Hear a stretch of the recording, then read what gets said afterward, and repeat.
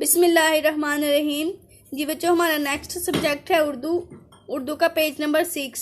ٹھیک ہے، اس کا ہم نے آج جو ہے جیم حصہ جو ہے وہ کرنا ہے. ٹھیک ہے، اردو کا ستم جس نے ہنس کر سہا ہے سے کیا مراد ہے. ٹھیک ہے، تو اس کا آنسر ہوگا کہ اردو کا مطلب ہوتا ہے ظالم کے ظلم کو سہنا. ٹھیک ہے، تو اس کا مطلب یہ بنے گا کہ اردو کا ستم جس نے ہنس کر سہا ہے سے مراد ہے حضور پاک صلی اللہ علیہ وآلہ وسلم نے ظالم کے ظلم کو ہمت اور حوصلے سے برداشت کیا.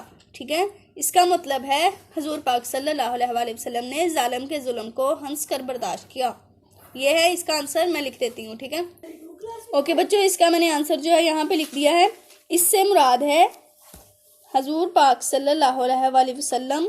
حضور پاک صلی اللہ علیہ وآلہ وسلم نے ظالم کے ظلم کو صبر اور ہمت سے برداشت کیا. ٹھیک ہے، اس سے مراد ہے حضور پاک صلی اللہ علیہ وآلہ وسلم نے ظالم کے ظلم کو صبر اور ہمت سے برداشت کیا. ٹھیک ہے، اس کی جو ہے ریڈنگ بھی کرنی ہے اور اس کو اپنی نوٹ بکس کے اوپر لکھنا بھی ہے.